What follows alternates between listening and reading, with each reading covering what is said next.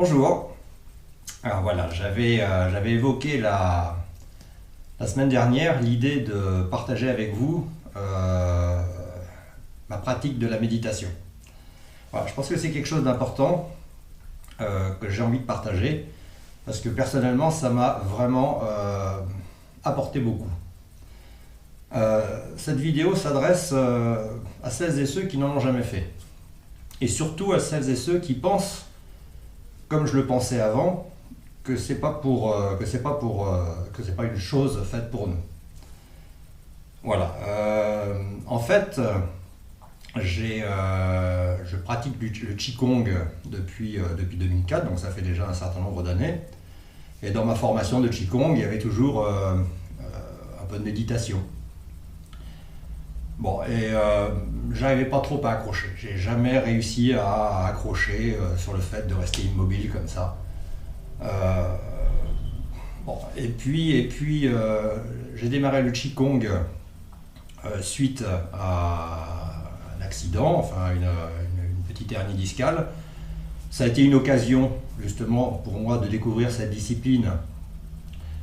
Et alors que auparavant je pensais aussi, j'étais rempli de préjugés sur le fait que je pensais que c'était pas pour moi.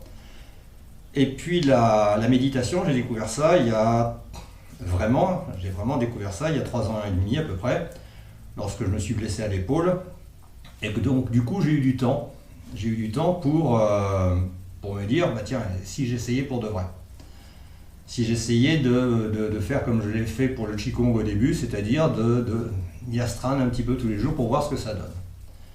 Et force est de constater que ça a été vraiment quelque chose de profondément enrichissant pour moi, parce que aujourd'hui, au jour d'aujourd'hui, tous les jours, je médite en général 2 fois 20 minutes, ou peut-être de temps en temps je vais jusqu'à une demi-heure, et toujours vraiment avec une grande joie de le faire. Chose qui m'était complètement inconcevable de faire avant. Alors qu'est-ce qui s'est passé ? D'abord, j'ai réalisé en faisant, en commençant à pratiquer, que j'étais une fois de plus rempli de fausses idées. La première fausse idée que j'avais, c'était il faut pratiquer, il faut méditer et faire le vide dans son esprit. Voilà, ça c'est le truc. Faire le vide dans son esprit, c'est pas possible. C'est une première fausse idée dont il faut complètement s'affranchir.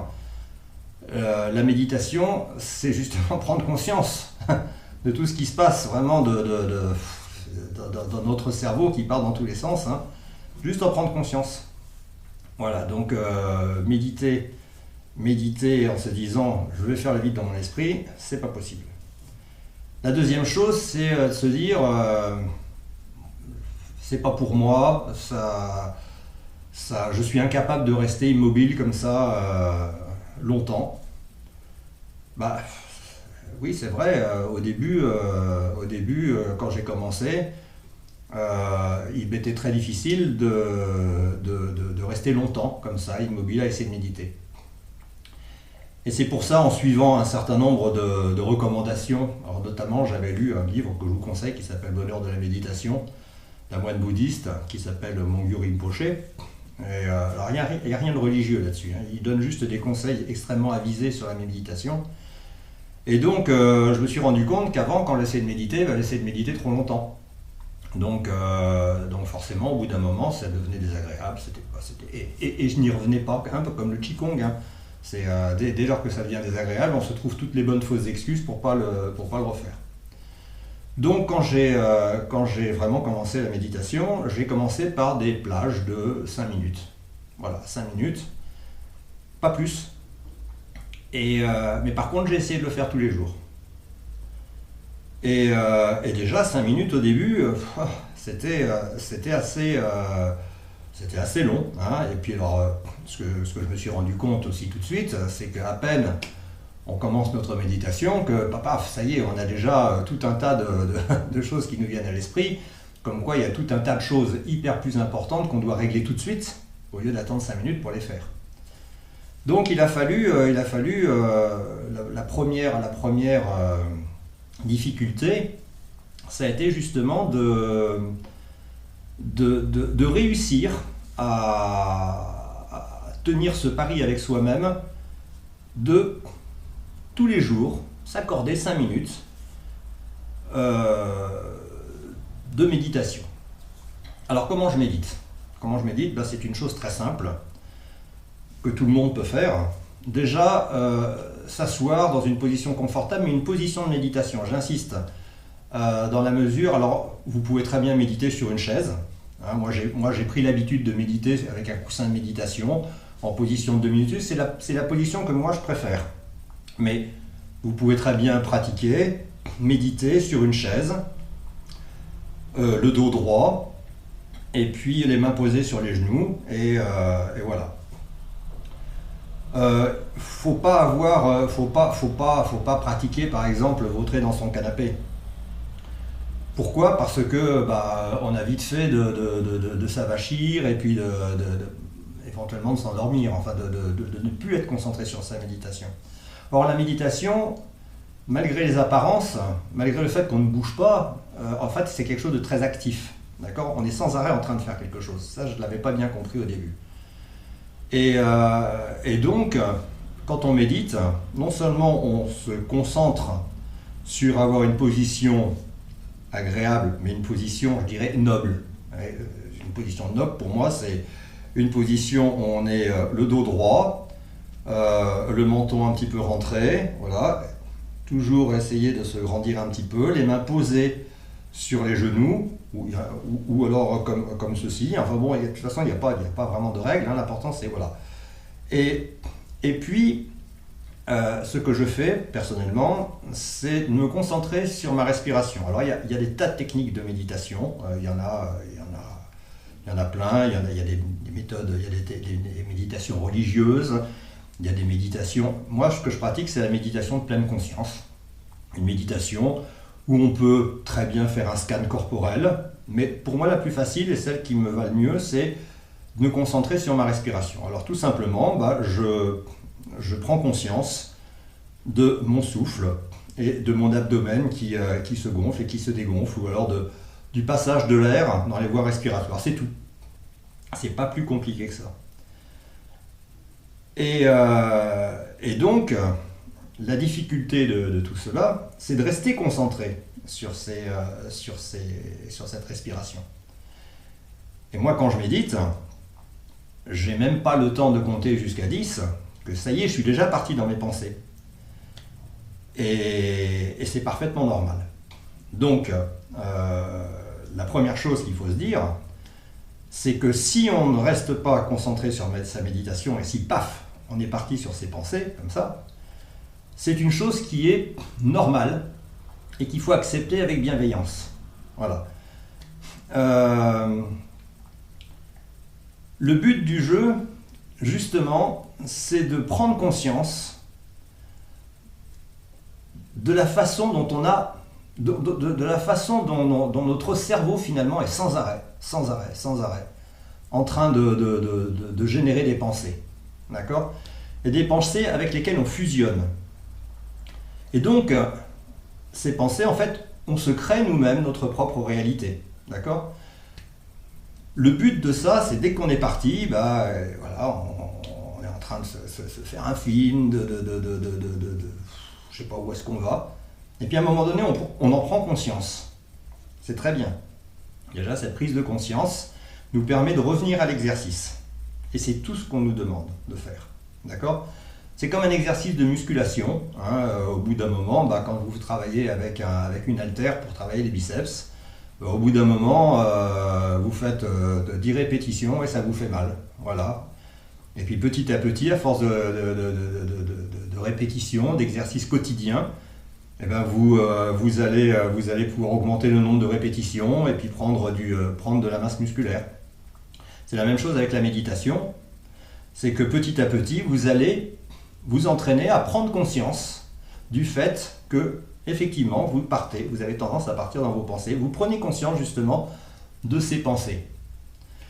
Alors, pour moi, c'est très important. Enfin, j'ai réalisé. Alors, il y a une façon il y a une distinction entre le comprendre intellectuellement et le réaliser. Et ça, je pense que vous avez toutes et tous fait l'expérience entre le fait de comprendre quelque chose qu'on vous a dit, qu'on vous a expliqué, et à un moment, vous savez, c'est le truc qui fait que ça nous pousse à faire « Ah !»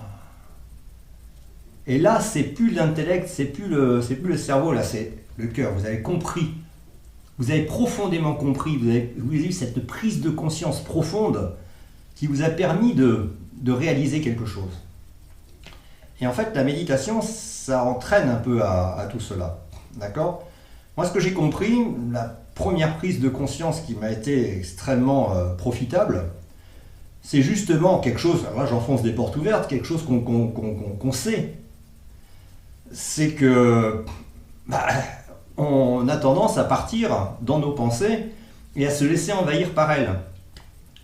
Alors au quotidien, ça peut se traduire par on reçoit une réflexion, on voit quelque chose qui nous émeut, et on se laisse vite submerger par cette émotion. D'accord ?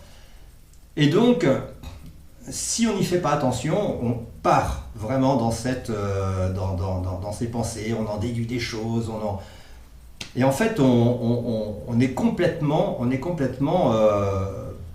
submergé, sans avoir la possibilité, si vous voulez, à un moment donné, de se dire attention, là, c'est moi qui suis en train de partir, là, tout azimut. Mais ma réalité, telle que je l'aperçois, c'est peut-être pas la réalité de celui qui par exemple, m'a fait une réflexion. D'accord ? Et ça permet de redescendre un peu tout de suite sur éventuellement un conflit ou une angoisse. Et c'est tout.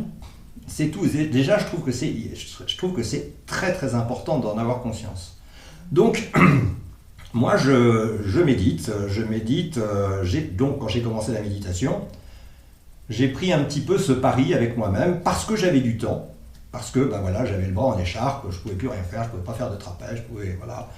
Donc, comme dans toute situation difficile, comme celle que nous la vivons actuellement, on ne va pas se le cacher, je pense qu'on peut toujours en retirer quelque chose de positif. Là, je pense qu'on a le temps justement nécessaire, le temps vraiment de profiter de cette expérience.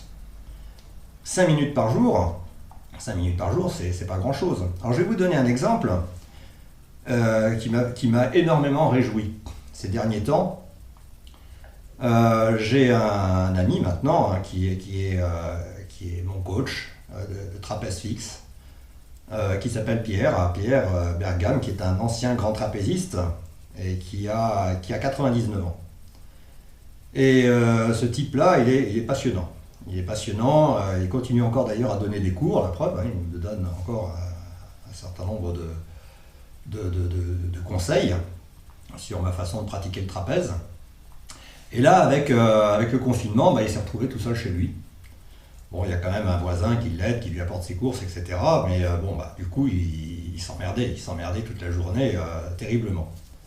Et donc, on se parle souvent au téléphone, et je lui dis, mais Pierre, mets-toi à la méditation. Et alors, tout de suite, il va dire, mais c'est pas pour moi, j'ai déjà essayé. Enfin, toutes les excuses que moi je me suis données et que je continue à entendre de la part de celles et ceux qui voudraient se mettre à la méditation.